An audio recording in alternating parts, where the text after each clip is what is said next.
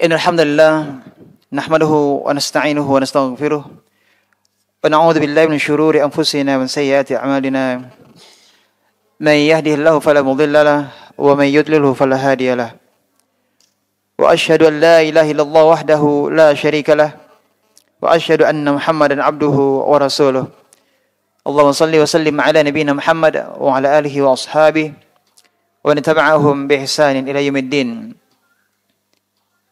Amma ba'd, bapak-bapak, ibu-ibu, ikhwati fillah dan para pemirsa Najah TV dimanapun anda berada, azanallahu wa iyyakum. Alhamdulillahi rabbil alamin. Allah SWT kembali memberikan kita nikmat karunia-Nya, menjadikan kita dapat kembali hadir di majlis yang mulia, majlis ilmu, untuk melanjutkan pembahasan kita dari kitab Tauhid. Yang menjadi pembahasan kita di kali ini adalah bab yang ke-10, Babu ma jaa fi dzabhi li ghairillah. Bab menyembelih binatang dengan niat bukan lillah. Menyembelih binatang untuk selain Allah. Ikhwati fillah rahimakumullah. Menyembelih ada beberapa macam. Yang pertama adalah menyembelih untuk Allah. Yang pertama adalah menyembelih untuk Allah. Menyembelih adalah ibadah, termasuk ibadah harta, ibadah maliyah, ibadah yang agung. Dan Allah SWT mensyariatkan beberapa ibadah dalam bentuk menyembelih, seperti menyembelih hewan kurban pada hari Idul Adha dan hari-hari tasyrik. Apalagi menyembelih hewan akikah. Ini menyembelih ibadah. Kemudian menyembelih yang termasuk dalam pelaksanaan ibadah haji. Bagi yang berniat melaksanakan haji, hajinya adalah haji tamattu' atau haji qiran, maka baginya menyembelih hewan hadyu. Demikian juga orang yang ketika melaksanakan ibadah haji kemudian ada sesuatu yang menghalanginya untuk bisa melanjutkan pelaksanaan ibadah haji, maka baginya juga adalah untuk menyembelih hadyu. Demikian juga bagi orang yang berihram. Orang yang berihram ketika melaksanakan ibadah haji atau umrah, kemudian melakukan pelanggaran ihram, ada yang pelanggaran tersebut baginya menyembelih hewan. Ini hewan fidyah. Yang kita sebutkan ini semuanya adalah bentuk menyembelih yang itu adalah merupakan ibadah. Ya mahdhah, murni, itu adalah semuanya adalah bentuk ibadah. Dan memalingkan kepada selain Allah macam-macam atau bentuk-bentuk sembelihan yang ini merupakan ibadah, memalingkan kepada selain Allah adalah syirik akbar. Syirik akbar. Ini syirik besar. Dan Allah SWT dalam berbagai tempat di dalam Al-Quran menyebutkan bersamaan salat dan menyembelih. Ibadah salat kita ketahui adalah ibadah yang terbaik, ibadah badaniyah. Ya, ibadah badan yang terbaik. Dan demikian juga dengan menyembelih. Ini juga adalah merupakan ibadah. Dan banyak bentuk ibadah dalam Penyembelihan, ketika seseorang menyembelih, di situ ada nilai ibadah berupa pengorbanannya. Ada husnuzonnya, berprasangka baiknya kepada Allah. Dan Allah menggandengkan ibadah salat dengan menyembelih. Ini menunjukkan bahwa menyembelih itu adalah ibadah yang agung. Karena disandingkan dengan ibadah yang agung, yakni salat. Macam yang kedua dari menyembelih adalah menyembelih yang mubah. Menyembelih yang mubah. Menyembelih untuk dimakan. Menyembelih untuk hidangan makan tamu. Menyembelih untuk dijual. Ini masuk jenis menyembelih yang mubah. Yang ketiga adalah sesembelihan untuk selain Allah. Sesembelihan untuk selain Allah karena cinta dan pengagungan. Sesembelihan untuk selain Allah. Dan dia menyembelih karena cinta. Karena pengagungan. Dia cinta dan mengagungkan. Tapi yang diagungkan, yang dicintainya bukan Allah. Tapi selain Allah. Bentuk cinta dan pengagungan tersebut, dia menyembelih. Ini adalah syirik besar. Karena dia menyembelih untuk selain Allah. Dan penulis kitab ini, Syekh Muhammad bin Abdul Wahhab rahimahullah ta'ala, pada bab ini secara khusus membahas tentang kesyirikan dalam bentuk menyembelih kepada selain Allah. Ini kita sebutkan jenis sembelihan yang ketiga. Jenis sembelihan yang ketiga. Dan ini banyak terjadi di tengah kaum muslimin. Banyak terjadi di tengah kaum muslimin. Kesyirikan dalam bentuk menyembelih untuk selain Allah.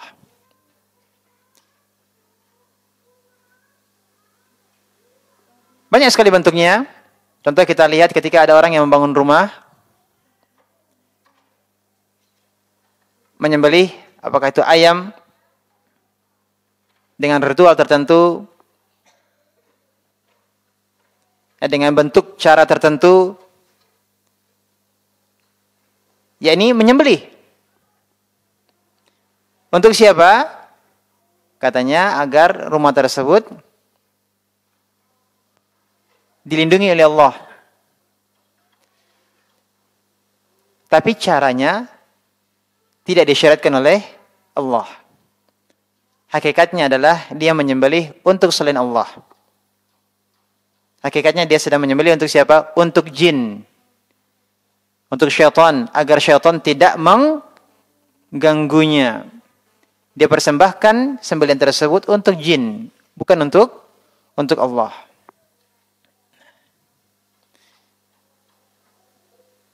Nah, demikian juga ketika orang membangun jalan, membangun jembatan,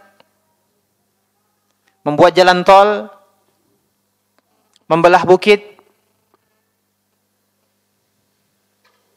atau membuka lahan di hutan.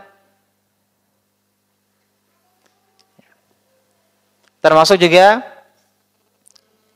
hewan-hewan yang disembelihkan kemudian disembelih dan kemudian dihanyutkan apakah di sungai maupun ke laut. Sembelihan ditujukan untuk jin-jin penunggu ladang. Ada juga orang yang menyembelih karena itu adalah merupakan bentuk syarat pengobatan. Dukun mensyaratkan pengobatannya dengan menyembelih hewan tertentu dengan ciri tertentu. Ya, jadi dia menyembelih dalam rangka untuk apa? Memenuhi persyaratan dukun. Dan bentuk-bentuk penyembelihan yang lainnya yang tidak ditujukan untuk Allah, tapi ditujukan kepada selain Allah. Ini adalah syirik. Syiriknya syirik apa? Syirik akbar. Jadi terancam pelakunya murtad. Terancam pelakunya murtad. Kenapa? Syirik akbar. Dan banyak kaum muslimin yang tidak mengetahui atau tidak menyadari bahwa ini adalah syirik akbar. Maka bagi yang mengetahuinya, hendaknya kita menyampaikan, sungguh dia sedang berada di jurang kebinasaan. Disebabkan karena salah satu atau di antara perbuatan yang itu adalah merupakan syirik akbar, yakni menyembelih untuk selain Allah. Demikian juga yang kita dapati, banyak orang yang menyembelih di pekuburan. Untuk kuburan atau untuk pohon yang dikeramatkan. Terjadi atau tidak? Terjadi. Oleh karenanya penulis mengkhususkan bab ini karena banyaknya terjadi kesyirikan dalam bentuk menyembelih untuk selain Allah. Dan untuk menegaskan larangan tentang hal ini, maka kemudian penulis mendatangkan 4 dalil. Dalil yang pertama, yakni surat Al-An'am ayat 162 dan 163. Firman Allah Subhanahu wa taala, "Qul inna salati wa nusuki wa mahyaya wa mamati lillahi rabbil alamin." Katakanlah bahwa sesungguhnya salatku, wa nusuki, yang dimaksud dengan wa nusuki di sini adalah sembelihanku. Jadi sesungguhnya salatku, penyembelihanku, wa mahyaya hidupku, wa mamati matiku, lillahi rabbil alamin, hanya semata-mata untuk Allah. La syarikalah, tidak ada sekutu baginya. Wa bidzalika umirtu wa ana awwalul muslimin. Wa bidzalika umirtu wa ana awwalul muslimin. Demikianlah aku diperintahkan dan aku adalah orang yang pertama-tama yang muslim, menyerahkan diri kepada Allah. Ini dalil yang pertama. Jadi kita perhatikan di sini, kita garis bawahi kata nusuki. Yang dimaksud dengan nusuki ini adalah sembelihanku.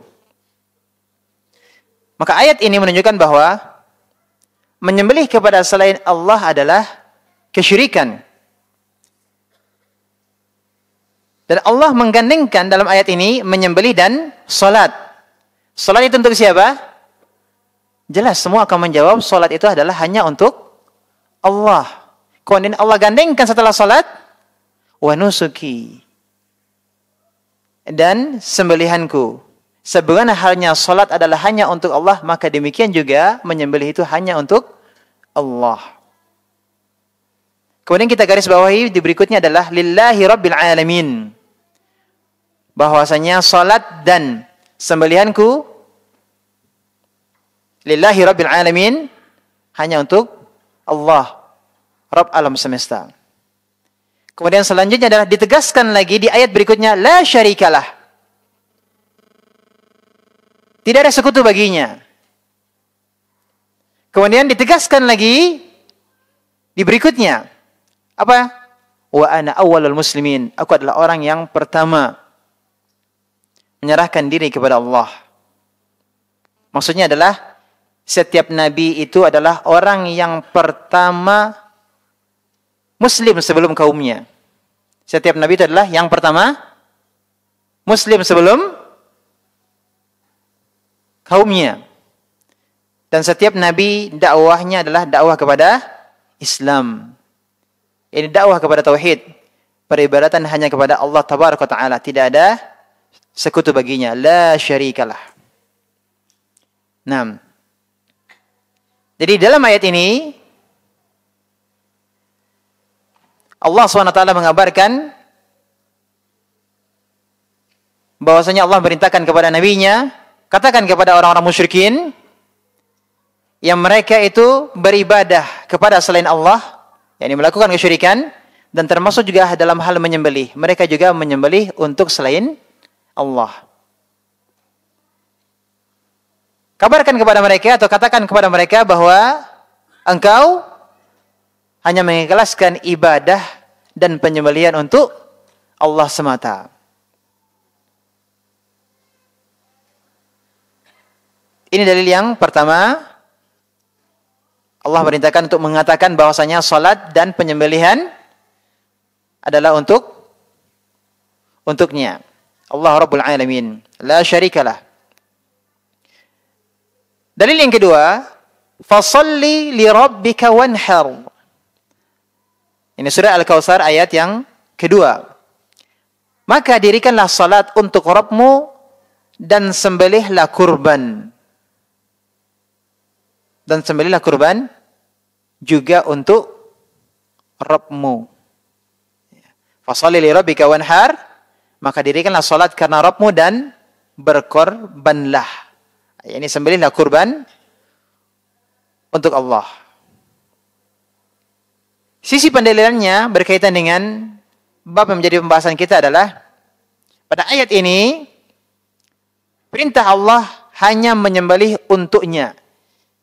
Sebagaimana Allah perintahkan salat hanya untuknya, fasholli li rabbik, salatlah untuk Rabbmu. Demikian juga adalah wanhar, dan sembelihlah li rabbik,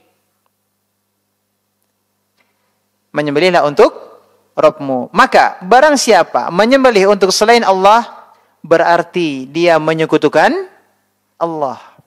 Karena perintahnya adalah hanya menyembelih untuk Allah. Berarti yang menyembelih untuk selain Allah, berarti dia telah melakukan kesyirikan, menyekutukan Allah. Dia peruntukkan sembelihannya tersebut untuk selain Allah, berarti dia menyekutukan Allah. Itulah kesyirikan. Dan di dalam ayat ini Allah menggandengkan antara perintah salat kepadanya dengan perintah menyembelih kepadanya. Yang sudah kita sebutkan di awal tadi, salat adalah ibadah yang sangat mulia, yang sangat agung. Dan di dalam salat itu sendiri banyak sekali bentuk-bentuk ibadah. Dimulai dari Allahu Akbar. Bukankah itu zikir? Ya. Membaca Al-Quran. Kemudian Sami Allah liman hamidah. Ketika rukuk pun juga ada tasbih. Demikian juga ketika i'tidal ada zikir-zikir. Ada doa.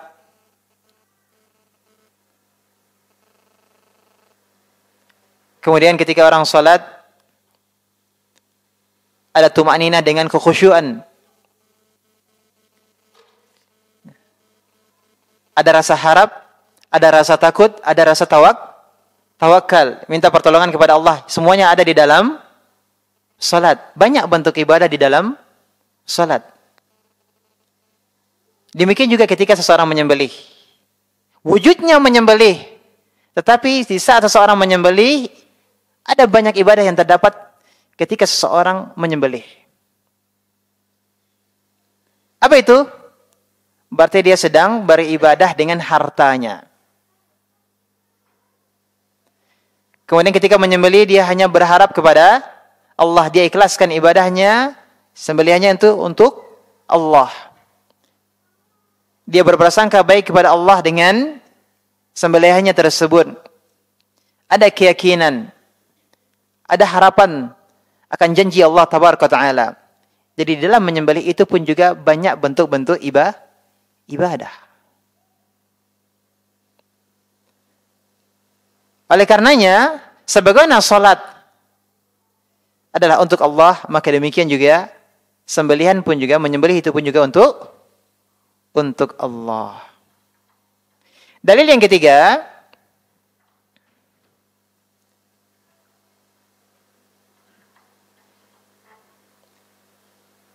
Ali bin Abi Thalib radhiyallahu anhu berkata, Rasulullah SAW telah menuturkan kepadaku 4 kalimat.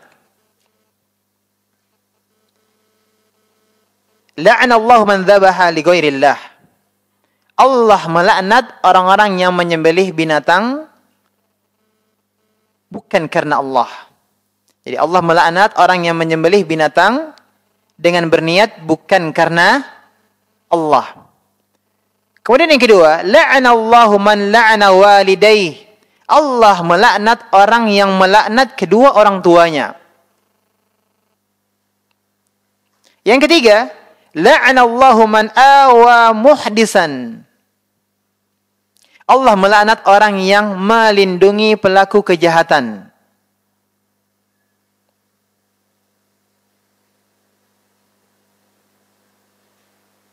Yang keempat, la'anallahu man ghayyara manar al-ard. Allah melaknat orang yang merubah tanda batas tanah. Hadis riwayat Muslim. Dalam hadis ini ada 4 orang yang dilaknat. Yang pertama sekali disebutkan adalah siapa yang dilaknat? Man dzabaha li ghairillah. Yang menyembelih untuk selain Allah. Yang kedua, yang terlaknat adalah orang yang melaknat kedua orang tuanya. Apakah dengan dia melaknat langsung orang tuanya, ataukah dia melaknat orang tua yang lainnya?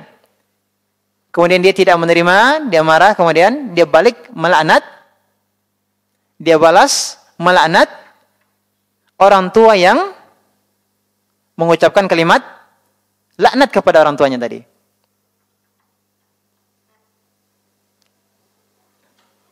Berarti ini ada 2 bentuk. Yang pertama adalah dia sendiri yang melaknat kedua orang tuanya.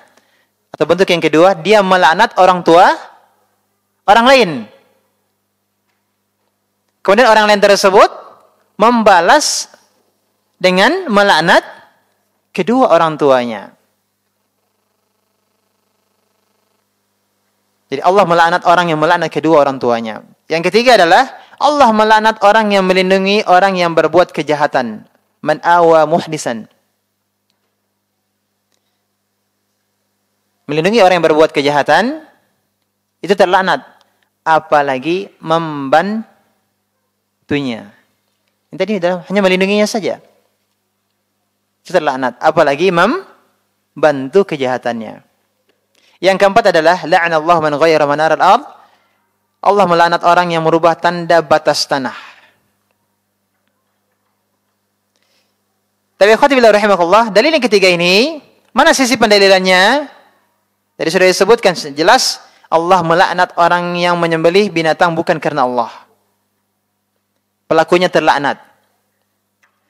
Adanya laknat menunjukkan perbuatan tersebut perbuatan yang diharamkan. Haram.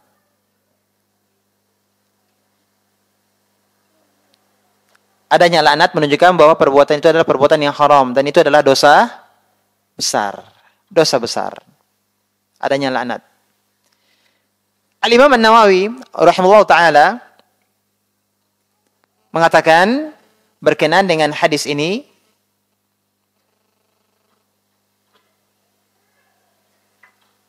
yakni menyembelih kepada selain Allah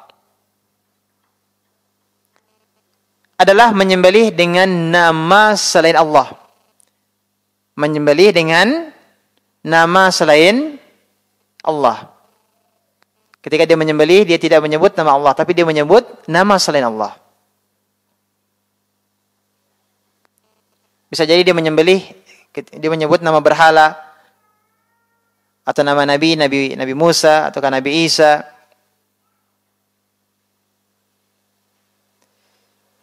Dia menyebut salib, atau dia menyebut Ka'bah, dan yang lainnya. Maka ini semuanya, kata Imam Nawawi rahimahullah ta'ala, ini adalah haram. Bagaimana status sembelihannya? Beliau mengatakan tidak halal. Status sembelihannya adalah tidak halal. Apakah yang menyembelihnya tersebut adalah seorang Muslim, ataukah seorang Nasrani, ataukah Yahudi?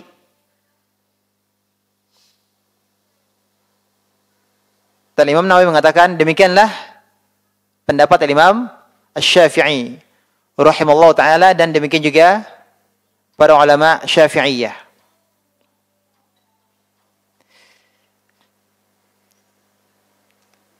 Kemudian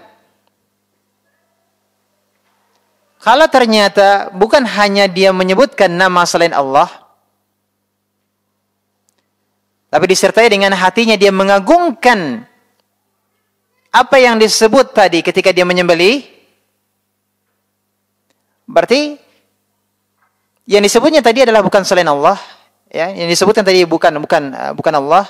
Yang disebutkan tadi adalah selain Allah. Jika disertai dengan pengagungan, ya ini maksudnya adalah beribadah. Dia menyebut apakah berhala ataukah menyebut nama nabi, menyebut nama benda-benda yang diagungkan sebagai bentuk pengagungan yang dalam rangka beribadah, maka ini adalah kekufuran. Kata Imam Nawawi rahimahullah taala, fa in kana dzabihu musliman, kalau yang menyembelih tersebut adalah seorang muslim, maka jadilah dia murtad dengan penyembelihan tersebut. Maka jadilah dia murtad dengan penyembelihan tersebut.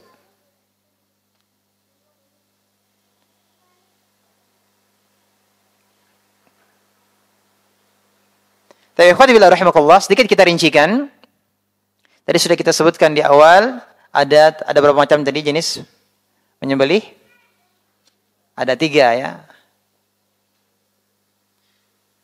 Secara garis besarnya adalah menyembelih ada yang itu adalah merupakan ibadah dan ada yang menyembelih yang itu bukan ibadah. Menyembelih ada yang itu adalah merupakan ibadah dan ada yang bukan ibadah. Contoh tadi dia menyembelih karena untuk makan atau untuk sebagai hidangan jamuan untuk tamunya. Maka kalau dia menyembelih dengan menyebut nama Allah, inilah yang disyariatkan. Dia menyembelih dengan bismillah. Adapun ketika dia menyembelih tidak dengan menyebut nama Allah, tidak dengan menyebut nama Allah, maka apa status sembelihannya? Status sembelihnya adalah bangkai. Boleh makan bangkai? Tidak. Bagaimana dengan orang yang menyembelih dengan nama selain Allah?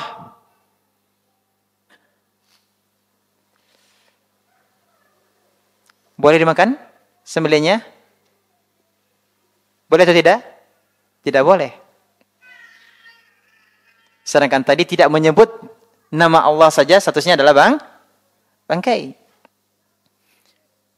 Apalagi menyebut nama selain Allah. Tapi yang ingin kita bahas di sini adalah apa hukumnya? Apa hukumnya?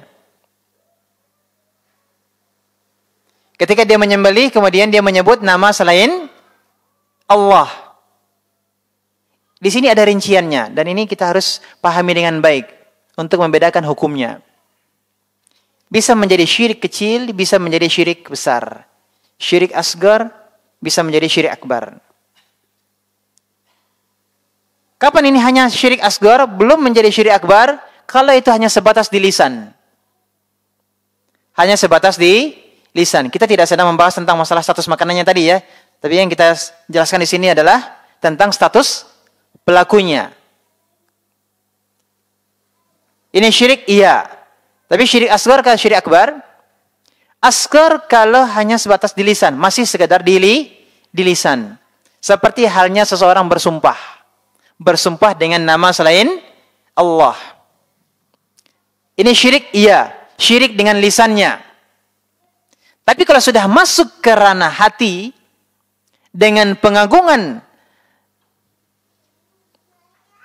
dia mengagungkan apa yang disebut ketika dia menyembelihnya tadi, maka ini berubah menjadi apa? Syirik akbar.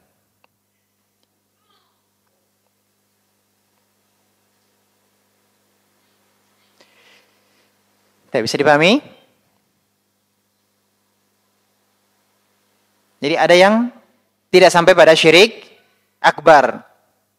Kalau dia tidak tujukan ketika menyebutkan itu dalam rangka beribadah. Tidak seperti seseorang menyebut bismillah, berarti kan dia sedang beribadah dengan mengucapkan bismillah tadi. Tapi dia menyebut nama selain Allah tidak seperti ketika dia menyebut bismillah dalam rangka beribadah.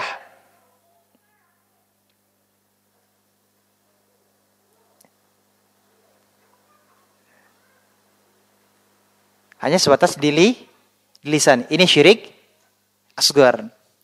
Tapi kalau sudah bentuknya adalah bentuk pengagungan,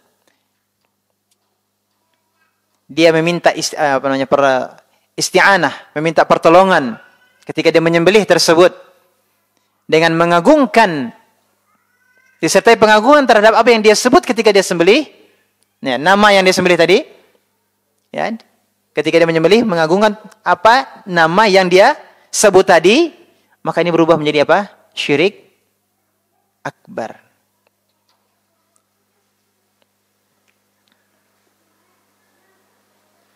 Taib. Adapun menyembelih dalam bentuk ibadah, maka jelas tujuannya adalah karena Allah.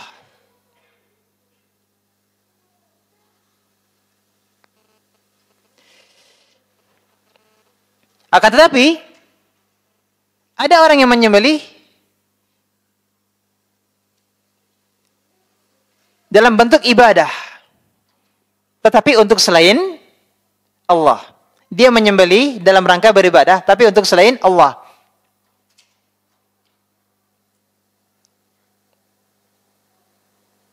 Apa contohnya? Tadi sudah kita sebutkan, menyembelih untuk jin.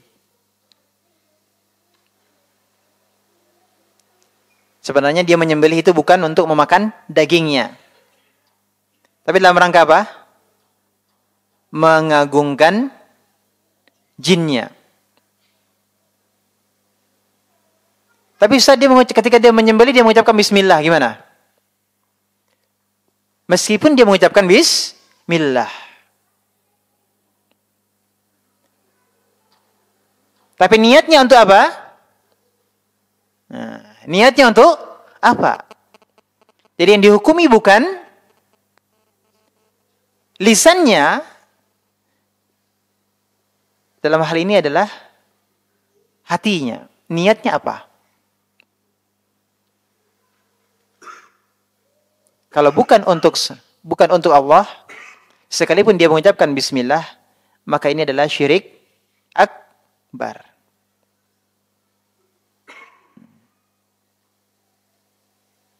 Ya, tadi menyembelih di kuburan untuk mengagungkan penghuni kubur. Atau orang yang hidup. Orang yang masih hidup. Dia menyembelih. Ada orang yang dimuliakan, yang diagungkan, seorang guru, ya, seorang ulama, ya, kiai, syekh, buya, seorang yang diagungkan atau tokoh yang diagungkan. Kemudian dia menyembelih di hadapannya dalam rangka apa? Untuk mengagungkannya, bukan untuk memakan daging sembelihan tersebut kemudian dihidangkan kepada orang tersebut. Tapi dia menyembelih dalam rangka apa? Sebagai simbol, bentuk pengagungan terhadap orang yang di depannya ini. Sebagai bentuk pengagungan. Syirik atau tidak? Syirik akbar. Karena sejatinya dia sedang beribadah dengan menyembelih.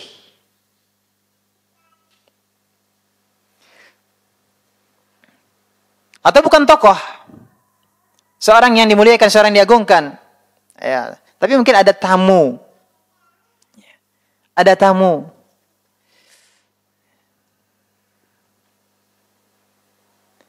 Tapi maksudnya dia menyembelih di hadapannya sebagai bentuk pengagungan terhadap tamu tadi.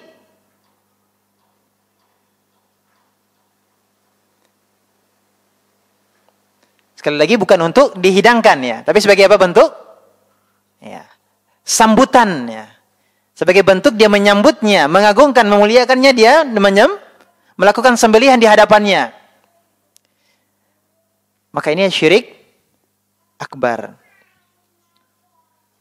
Karena penyembelihannya tadi hanya sebagai simbolnya saja. Sebagai bentuk, tapi sejatinya adalah dia mengagungkan. Beda halnya kalau seseorang menyembelih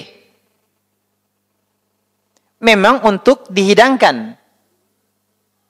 Dan ada tamunya di situ.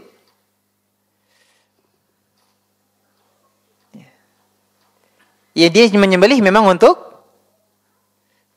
menjamu tamunya.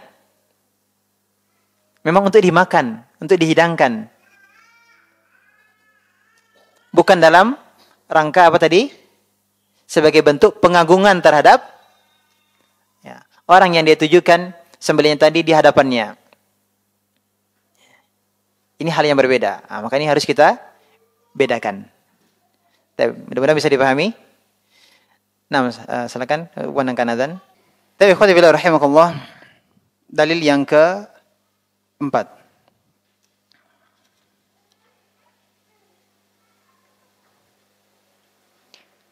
Tariq bin Syihab menuturkan bahwa Rasulullah SAW bersabda, dakhala jannata rajulun fi dhubabin wa dakhala an-nara rajulun fi dhubab. Ada seseorang yang masuk surga karena seekor lalat, dan ada lagi yang masuk neraka karena seekor lalat juga.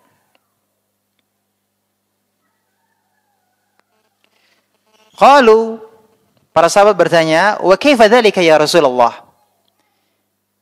Bagaimana itu bisa terjadi ya Rasulullah? Ada orang yang masuk surga karena lalat dan ada juga yang masuk neraka karena seekor lalat.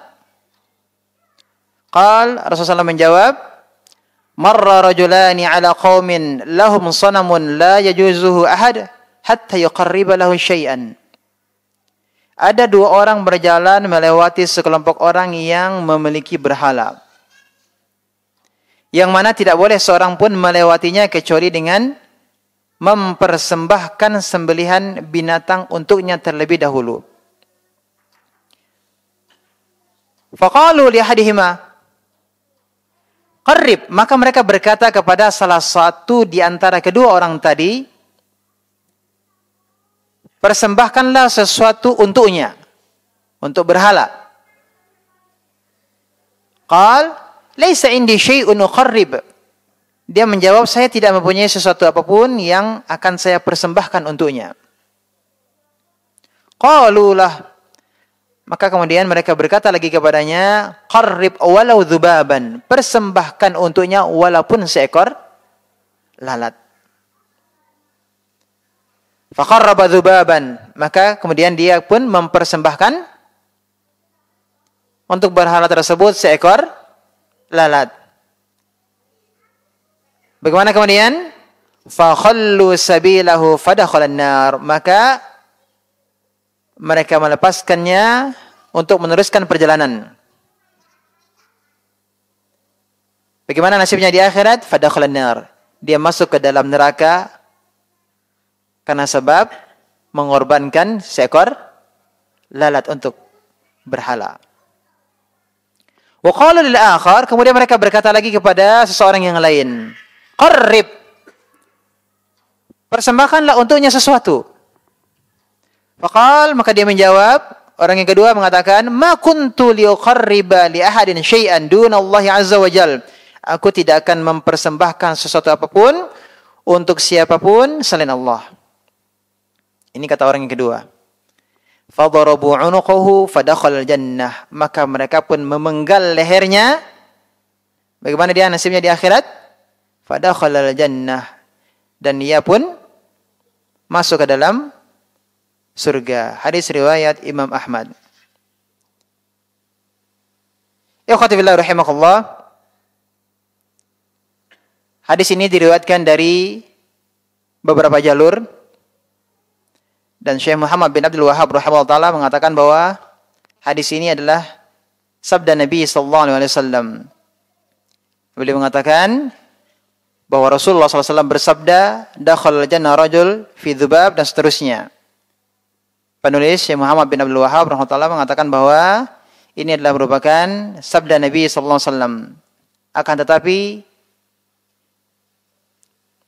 para ahli hadis mengatakan tidak demikian. Hadis ini tidak diucapkan oleh Nabi sallallahu alaihi wasallam. Yang benar hadis ini adalah hadis mauquf.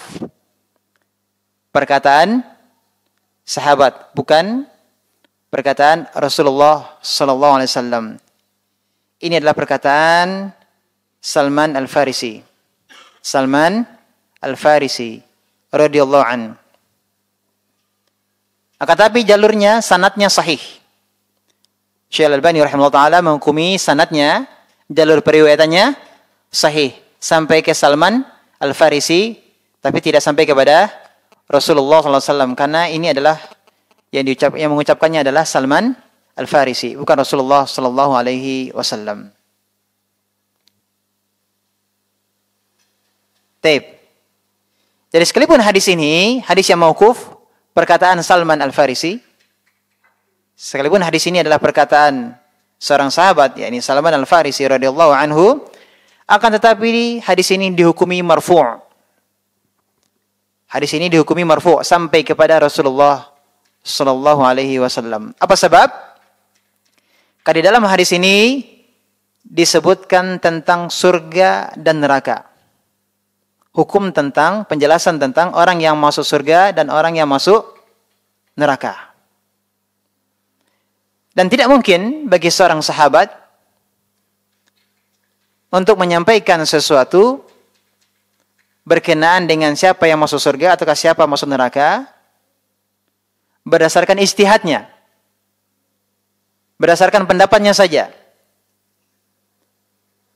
Para sahabat dihukumi ketika mereka menyampaikan sesuatu tentang hal yang tidak mungkin mereka beristihad di dalam hal ini sebagai sesuatu yang disandarkan kepada Nabi sallallahu alaihi wasallam. Berarti itu adalah wahyu dari Nabi sallallahu alaihi wasallam. Bahwasanya Salman Al-Farisi mendengarnya dari Nabi sallallahu alaihi wasallam. Akan tetapi jalurnya periwayatan hadis ini hanya sampai kepada Salman Al-Farisi, dan Salman Al-Farisi menyebutkan tentang hal ini dihukumi bahwa dia mendengarnya dari atau dia mengetahuinya dari Rasulullah sallallahu alaihi wasallam. Bisa dipahami? Nah. Kemudian hadis ini tidak terdapat dalam kitab Musnad Imam Ahmad. Ini sebutkan rawahul Imam Ahmad. Bukan maksudnya di sini adalah kitab Musnad Imam Ahmad, tapi hadis ini terdapat dalam kitab Az-Zuhud. Terdapat dalam kitab Az-Zuhud. Ikhwati fillah rahimakumullah. Mana yang menjadi sisi pendalilan asar dari seorang sahabat ini berkenaan dengan bahwa menyembelih untuk selain Allah adalah kesyirikan. Bagaimana? Ya, ini ada yang menyembelih seekor lalat kemudian fadakhalan nar, lalu dia masuk ke dalam neraka. Dia masuk neraka. Berarti itu menunjukkan bahwa tidak boleh menyembelih untuk selain Allah, hatta seekor lalat yang disembelihnya. Ada nilainya seekor lalat?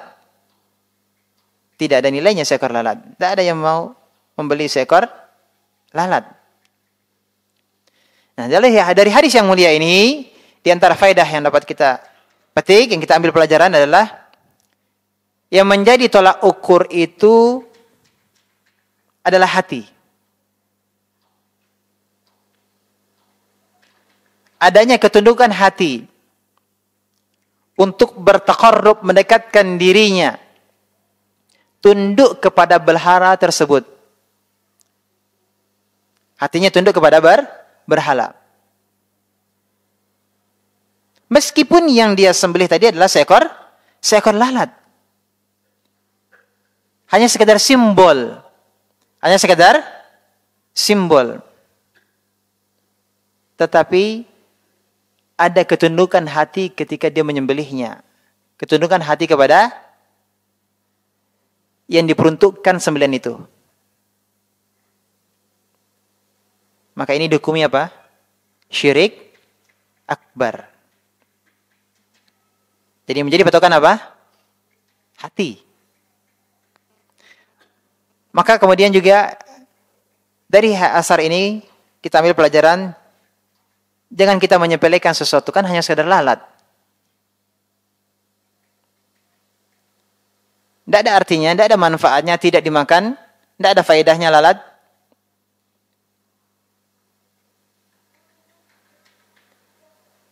Tidak menyepelekan kesyirikan dalam bentuk apapun.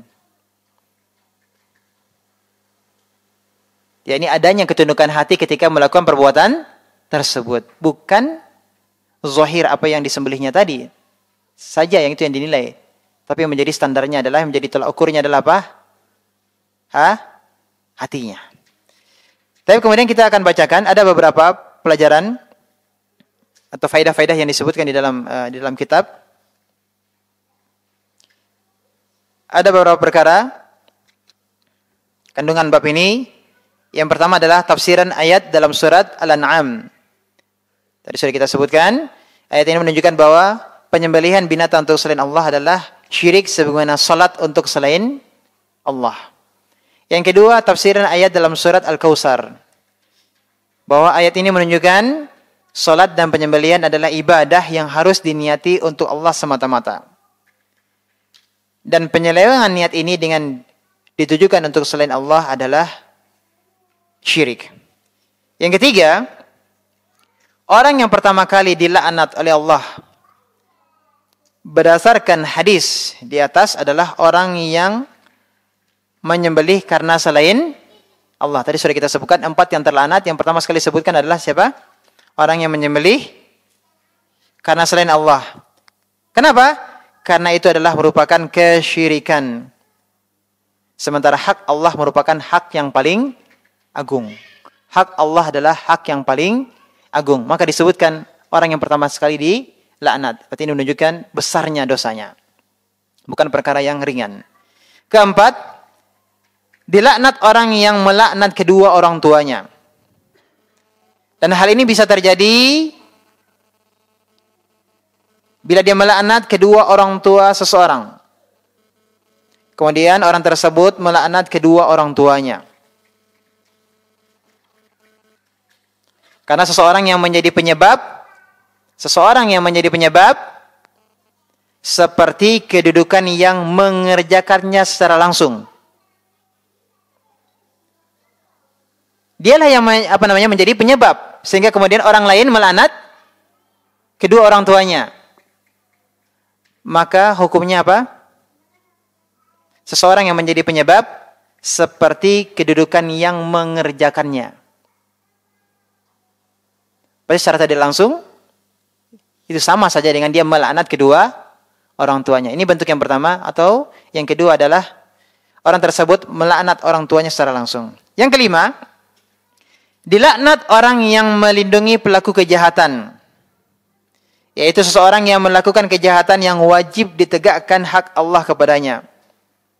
Lalu orang ini meminta perlindungan kepada orang yang dapat melindunginya. Tentu orang yang menolong, ya, lebih parah kedudukannya dibandingkan dengan orang yang hanya melindungi saja. Sudah kita sebutkan tadi ya. Orang yang menolong kejahatan itu lebih parah dibandingkan dengan orang yang hanya melindunginya saja. Kemudian yang keenam, dilaknat juga orang yang merubah tanda-tanda batas tanah. Yang merupakan tanah yang membedakan antara hak milik seseorang dengan hak milik tetangganya. Dengan cara digeser maju atau mundur. Yang ketujuh, perbedaan antara laknat muayyan, yakni orang tertentu, dan melaknat para pelaku maksiat secara umum. Apa bedanya? Ada perbedaan melaknat orang tertentu dan melaknat orang yang berbuat maksiat secara umum. Kalau yang pertama dilarang. Dan yang kedua boleh. Melaknat seseorang, personnya, orangnya langsung dilaknat, orang tertentu, itu tidak boleh. Tapi melaknat secara umum, itu boleh. Contoh, semoga Allah melaknat para pelaku riba. Dan dalam hadis kan disebutkan bahwa Allah melaknat orang-orang yang memakan riba. Tapi ketika dia mengucapkan tadi, dia mengucapkan secara umum. Ya. Allah melaknat orang-orang yang memakan riba. Ini secara umum. Tapi kalau dia mengatakan, kamu makan riba, kamu terlaknat. Nah, menghukumi seseorang itu yang tidak boleh. Ini artinya melaknat muayyan, orang tertentu. Tapi kalau secara umum, itu boleh. Kalau memang itu adalah disebutkan orang yang tersebut adalah, secara umum itu adalah memang ada dalil yang menyebutkan pelakunya terlaknat. Kalau ada dalil yang menunjukkan bahwa pelakunya terlaknat, secara umum berarti boleh.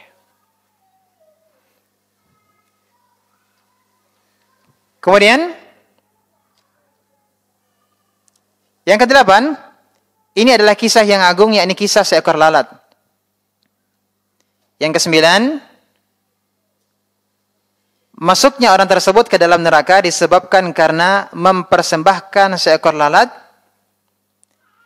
yang dia sendiri tidak sengaja berbuat demikian. Tapi dia melakukan hal tersebut untuk apa? Untuk melepaskan diri dari perbuatan buruk para pemuja berhala itu. Dalam hal ini, poin yang ke-9 ini ada catatan bahwa orang yang masuk neraka itu disebabkan karena dia mempersembahkan kurban lalat yang dia sendiri tidak sengaja berbuat demikian, akan tetapi dia melakukan hal tersebut untuk melepaskan diri dari perlakuan buruk pada pemuja berhala. Artinya dia tidak bermaksud. Ya, dia tidak bermaksud untuk bertaqarrub di awalnya.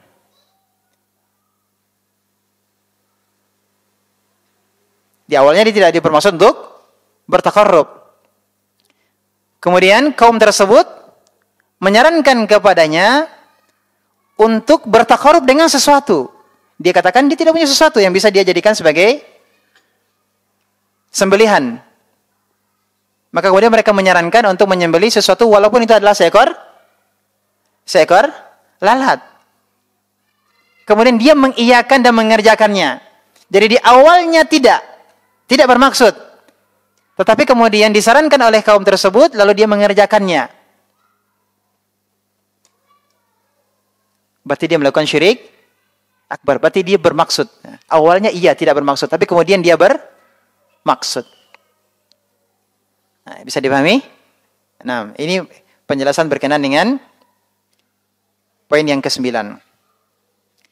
Kemudian berikutnya adalah mengetahui kadar bahaya kesyirikan dalam hati orang-orang mukmin. Bagaimana ketabahan hatinya dalam menghadapi eksekusi hukuman mati dan penolakannya untuk memenuhi permintaan mereka. Padahal mereka tidak meminta kecuali amalan lahiriah saja. Apabila menuruti keinginan mereka dan tidak bisa bersabar, akan memudaratkan agama Islam, maka lebih baik baginya bersabar. Bahkan pada sebagian keadaan, wajib baginya untuk apa? Bersabar. Yang ke-11, orang yang masuk neraka dalam hadis ini adalah orang Islam. Karena jika ia orang kafir, maka Rasulullah SAW tidak akan bersabda bahwa orang tersebut masuk neraka karena sebab lalat. Jadi berkorban seekor lalat merupakan sebab dia masuk neraka. Dan pelakunya adalah, ini menunjukkan pelakunya adalah seorang muslim. Karena kalau orang kafir pasti masuk neraka. Tapi Rasulullah SAW menyebutkan dia masuk neraka karena seekor lalat, bukan karena dia adalah seorang kafir. Tapi dia seorang muslim yang kemudian melakukan syirik akbar. Baik, kemudian hadis ini merupakan suatu bukti bahwa hadis Nabi SAW, yakni al-jannatu aqrabu ila ahadikum min syiraki na'lihi wan naru mislu dzalik. Surga itu lebih dekat kepada seseorang di antara kalian daripada tali sandalnya sendiri, dan neraka pun demikian halnya. Maksud dari hal ini adalah untuk targhib. Apa itu targhib?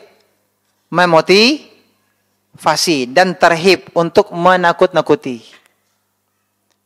Targhib berarti menunjukkan bahwa surga itu dekat. Dan tarhib untuk menakut-nakuti bahwasanya neraka pun juga dekat.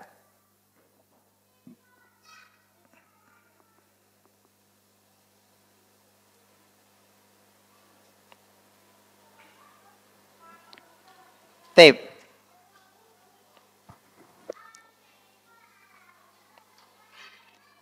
Berikutnya adalah poin yang keberapa? 13. Mengetahui bahwa amalan hati adalah tolak ukur yang terpenting sampai pun bagi para pemuja berhala. Siapa yang paham maksud poin ini? Jadi para pemuja berhala pun bagi mereka adalah yang menjadi tolak ukurnya apa? Amalan hati. Bukan apa yang mereka persembahkan, bukan apa yang disembelih. Karena yang disembelih adalah sesuatu yang tidak bermanfaat. Tidak dimakan. Apa bisa dilakukan dengan seekor lalat? Bahkan tidak ada nilainya. Tapi bagi para penyembah berhala bukan bentuk apa yang disembelih, bukan apa yang dipersembahkan. Tetapi apa? Hati. Adanya pengagungan terhadap yang diperuntukkan sembelihan tersebut. Itu yang mereka inginkan. Ya atau tidak? Jadi hatta para penyembah berhala pun yang menjadi tolak ukur mereka adalah apa? Bukan apa yang disembelihkan atau yang disembahkan oleh seseorang. Tapi yang mereka inginkan adalah orang yang menyembelih ini mengagungkan berhala mereka. Berarti sama, orang penyembah berhala pun juga, para penyembah berhala pun juga yang menjadi tolak ukur mereka adalah hati. Nah, maka ini penting sekali berkaitan dengan akidah, keyakinan. Kita harus betul-betul memiliki ilmu sehingga kita mengetahui bahwa akidah kita sudah benar. Bahwa kita tidak melakukan kesyirikan. Apakah kesyirikan dalam bentuk lisan? Terlebih lagi berkenaan dengan berkenaan dengan hati. Wallahu ta'ala a'lam. Ya. Mudah-mudahan apa yang kita pelajari ini bermanfaat. Kurang lebihnya kami mohon maaf. Dan ini ada pertanyaan.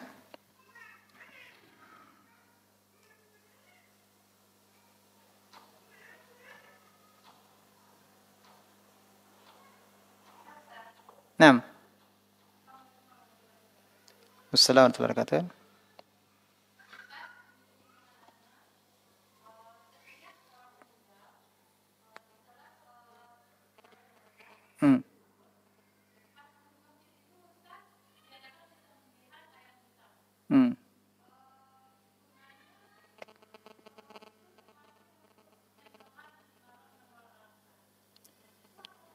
Tujuannya betul apa tadi, Bu?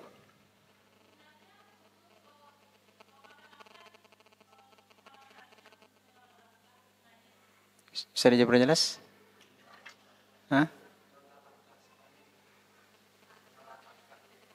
Menolak langkah. Gimana? Oh, langkah terakhir. Oke, tayo. Nah.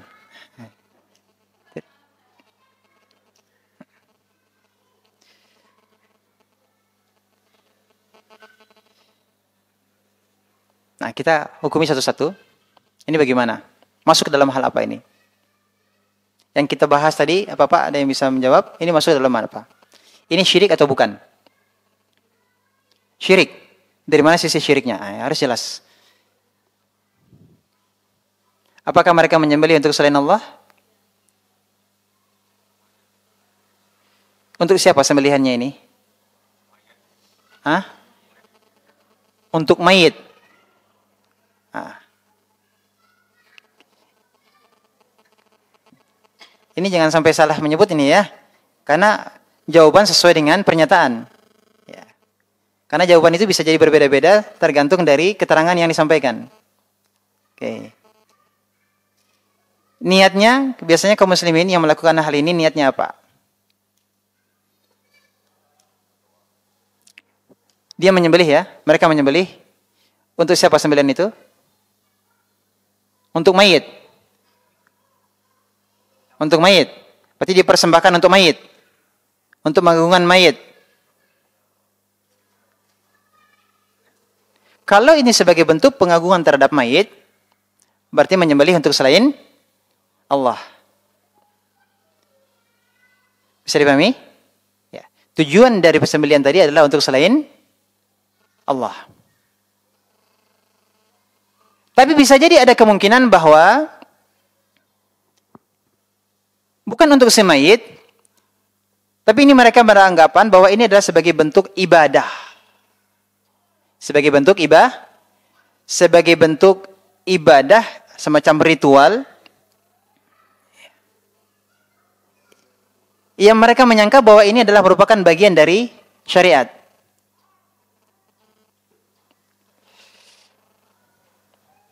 Kita tidak terburu-buru untuk menghukuminya sebagai syirik.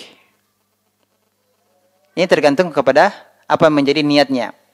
Kalau dengan dimaksud tadi, seperti yang kita jelaskan sebelumnya adalah menyembelih tadi untuk mengagungkan tamu, kan itu ya. Sebagai bentuk apa namanya? Dia memuliakan tamunya tadi, dengan itu dia menyembelih. Demikian juga tadi dia menyembelih untuk apa? Memang diperuntukkan untuk mayitnya.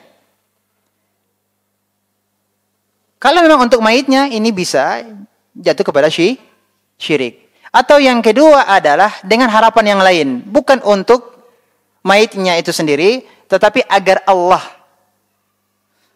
menjadikan ini sebagai sebab untuk apa? Agar mayit tersebut apa tujuannya? Apa tujuannya, Pak? Ya?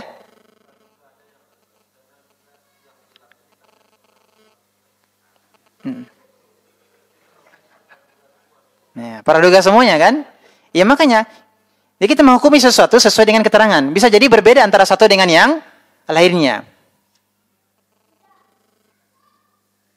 Bisa jadi mereka hanya beranggapan ini adalah sekedar ritual ibadah saja.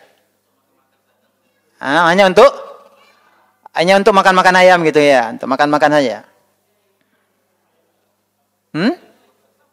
Ayamnya ayam? Oh, ayam hitam dipersyaratkan ya. Ya, ayam hitam.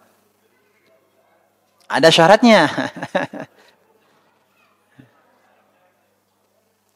Baik. Ini ada dua kemungkinan di sini. Kalau itu adalah sebagai bentuk pengagungan terhadap mayit, maka ini bisa jatuh kepada syirik. Tetapi kalau dengan keyakinan bukan untuk mengagungkan mayit, enggak. Tapi bisa jadi dengan harapannya tadi bahwa Allah apakah mengampuni atau merahmati mayit? Ya. Sebagai bentuk ritual melepas mayit. Tadi kan langkah terakhir gitu Pak ya. Langkah terakhir. Ini bisa jadi tidak jatuh kepada syirik, tapi jatuh pada bid'ah. Melakukan ibadah yang tidak disyariatkan oleh Nabi SAW. Bisa dipahami? Berarti ini ada dua kemungkinan. Pada tingkatan bid'ah, atau bisa jadi naik kepada tingkatan syirik. Bisa kepada syiriknya tadi, kalau tujuannya adalah untuk mengagungkan si mayit. Bisa jadi mayit tadi adalah seorang tokoh, bisa jadi kan? Seorang tokoh. Maka semakin besar juga syaratnya tadi kan? Hewannya tadi kan spesial juga, apa bisa jadi naik ke kambing gitu kan? Kalau orang biasa hanya ayam, tapi kalau tokoh jadi naik ke kambing. Bisa jadi kan? Karena tokoh. Seseorang yang diagungkan.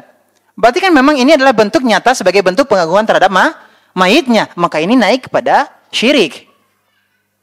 Tapi kalau ini sebagai bentuknya adalah ritual ibadah, bukan sebagai pengagungan terhadap mayit, tapi mereka meyakini adalah sebagai ibadah, sebagai pelepas tanda, simbol untuk melepas mayit tadi, ya, menghantarkan kepada atau untuk melepasnya dari rumahnya, umpamanya seperti begitu. Berarti ini baru pada tataran ibadah.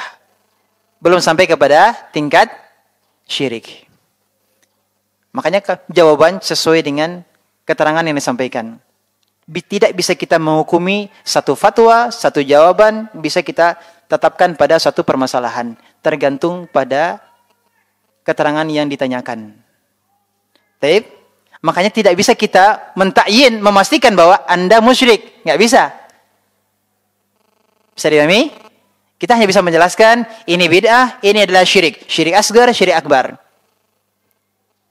Tapi orang per orang tergantung dari apa yang menjadi keyakinannya. Kembali kepada yang menjadi tolak ukurnya adalah amalan hati. Baik, bisa dipahami Ibu tadi yang Ibu bertanya? Baik. Barakallahu fiik. Naam. Cukup?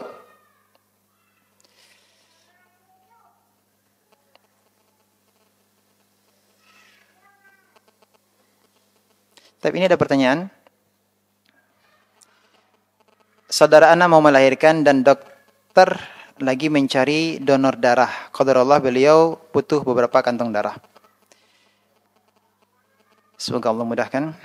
Semoga Allah menyehatkannya. Apa hukumnya kita menerima pendonor darah yang kita tidak tahu dia muslim atau non-muslim dan masuk ke dalam tubuh kita? Pertanyaannya adalah, kalau dia non-muslim, apakah jasadnya najis? Apakah tubuhnya najis? Najis tidak? Hah? Tidak. Yang najis apa? Yang najis, yang kotor itu adalah keyakinannya. Keyakinannya yang najis.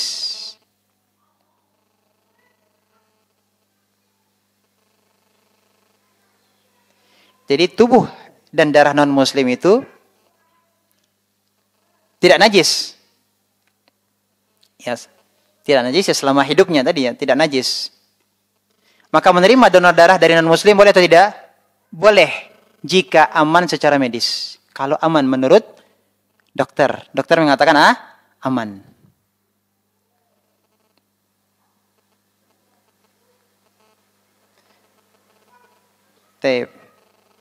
Bisa dipahami? Jadi hukumnya apa? Boleh atau tidak, Bu? Ini yang bertanya dari belakang, nampaknya Ibu yang bertanya. Jawabannya adalah boleh. Menerima darah menerima donor darah dari siapapun. Sekalipun ini adalah non-muslim dan ini disebutkan tidak tahu pendonornya adalah muslim atau tidak muslim. Sekalipun non-muslim boleh. Syaratnya tadi apa? Aman menurut medis. Wallahu taala alam. Demikian yang dapat kita bahas di kesempatan ini, mudah-mudahan bermanfaat. Kurang lebihnya mohon maaf. Semoga Allah SWT senantiasa menambahkan kita ilmu yang bermanfaat. Semoga Allah senantiasa menguatkan akidah kita, melindungi kita, orang tua kita, anak cucu keturunan kita dari berbagai bentuk kesyirikan dan kekufuran. Semoga Allah jadikan kita husnul khatimah, diwafatkan dalam keadaan taat beribadah kepadanya, mengikhlaskan ibadah kita kepadanya.